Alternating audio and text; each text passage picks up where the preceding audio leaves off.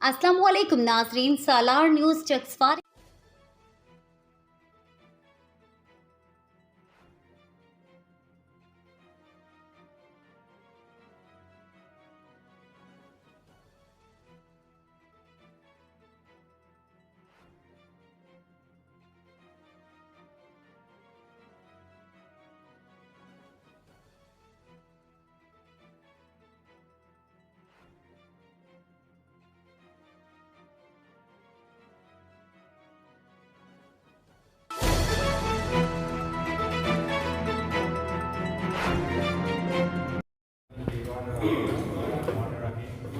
Action committee रटवा चक्रियाम bridge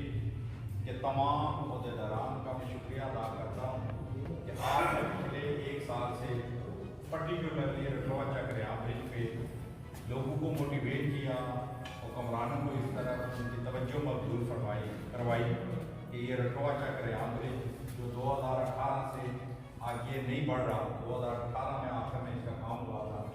उसको complete किया जाए। तो मैं ताई मुख्तसर अल्फाज में ये बताना चाहता हूँ क्योंकि कर्नल साहब इस वक्त कोऑर्डिनेटर हैं इस रटवा चक्रियाम ब्रिज के हवाले से और मामले खसूसी हैं प्राइम मिनिस्टर के। तो ये इस वक्त जिसे कहते हैं कि दाई जो स्कूल के हवाले से आखिरी जो मालूमात है वो कर्नल साहब के पास होगी। इस वक्त हुकूमत किस जगह पे पहुँच चुकी है और ये काम कब तक शुरू होगा,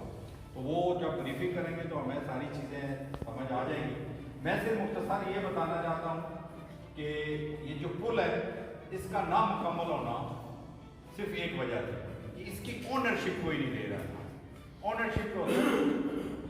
आपकी जिम्मेदारी कि ये मैंने इसको मुकम्मल करना है। तमाम हुकूमतें जो भी आई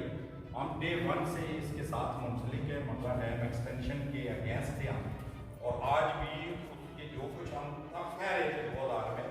और आज हमें उसका फल मिलने के लिए जो तब हम कह रहे थे वो साबित हो रहा है कि हमारे साथ वापडा ने और हुकूमत पाकिस्तान ने जो एक रिटन एग्रीमेंट किया था उसको भी फुलफिल नहीं किया। हमारे 4 टाउन्स हैं इस वक्त मौजूद है और मीरपुर न्यू सिटी है। मीरपुर न्यू सिटी में ई और डी सेक्टर अभी तक मुकम्मल नहीं हुआ। वहाँ पे 65 गलियाँ जो हैं ये सड़कें जो बना छोड़े बगैर वहाँ से वो चले गए। 13 जो बिल्डिंग्स हैं इस्लामगढ़ में बढ़नी है वो वापडा छोड़ के चली गई। 9 चकसवारी में बढ़नी है छोड़ के चली गई। 13 डंडोरा में बढ़नी है छोड़ के चली गई और सियार में भी 9 बढ़ने की वो छोड़ के चली गई। इसके जिम्मेदार वो कोई नहीं है, हमारे हुक्मरान हैं क्योंकि उन्होंने वोट लिए थे और वही इक़्तिदार में बैठे हुए थे। आप लोग और हम सारे इस मंगला डैम एक्सटेंशन के अगेंस्ट थे। क्यों थे कि हमें 60s का तजर्बा था कि हमारे साथ क्या शेयरिंग हुई, जो यहाँ पे हम आबाद हुए उनके साथ क्या शेयर हुआ, जो पाकिस्तान में जाकर आबाद हुए तो उसमें क्या हुआ। तो वो एक लंबी दास्तान है, उसमें जाए बगैर अब ये हमारे लिए रटवा चक्रियाम ब्रिज मैं अमूमन हुक्मरानों के सामने ये बात करता था रटवा चक्रियाम ब्रिज कोई इशू नहीं है, मगर ये इस तरह बन गया कि हमारे लिए गाल बन गई है कि 160 फुट 160 गज 480 फीट 7 किलोमीटर को 97% मुकम्मल हो चुका है, जिसके 68 पिलर बन चुके हैं और इसकी इब्तदाई लागत 4 अरब 99 करोड़ थी।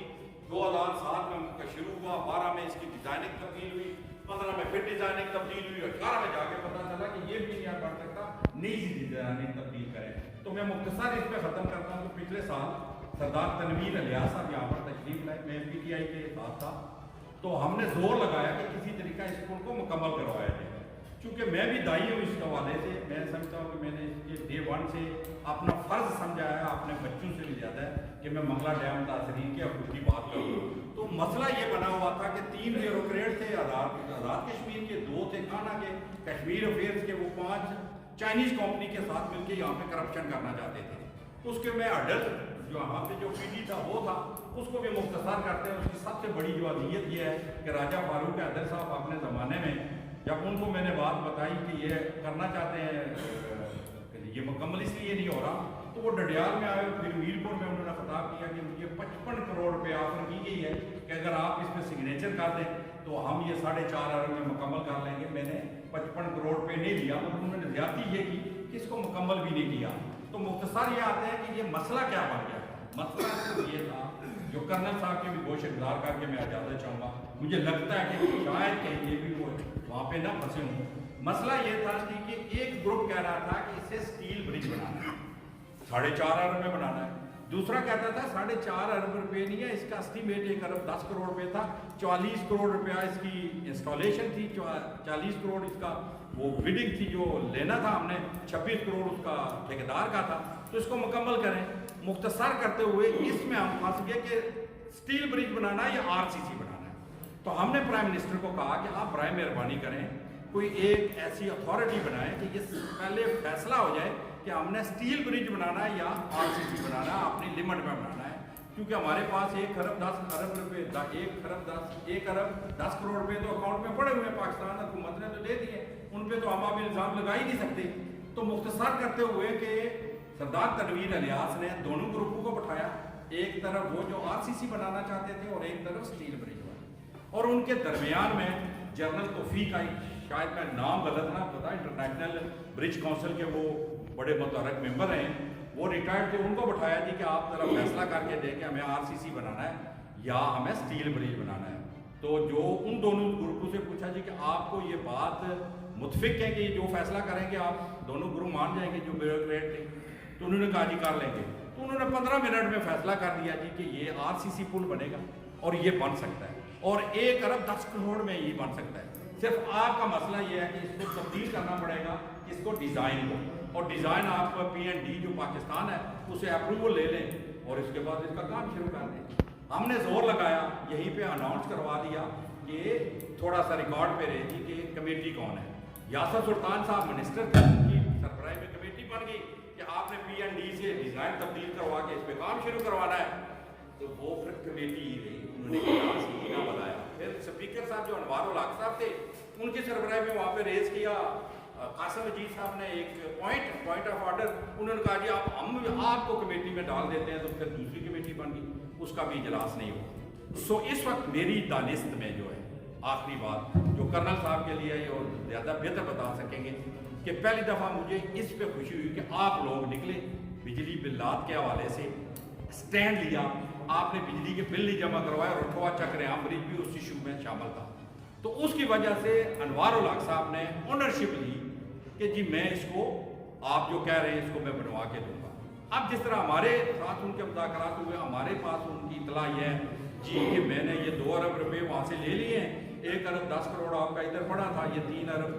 30-40 ارب میں کروڑ میں بن جائے گا، اور ہم 15 تاریخ کو بڈنگ کریں گے، یکم کو ہم اس پہ کام شروع کریں گے۔ مگر یہاں پہ مجھے جو لگ رہا ہے نا، جسے کہتے ہیں ذہن میں تھوڑا سا پرابلم ہو رہا ہے، وہ یہ کہ جب ہماری ملاقات ہوئی پرائم منسٹر صاحب سے، وہ سپٹمبر میں ہوئی،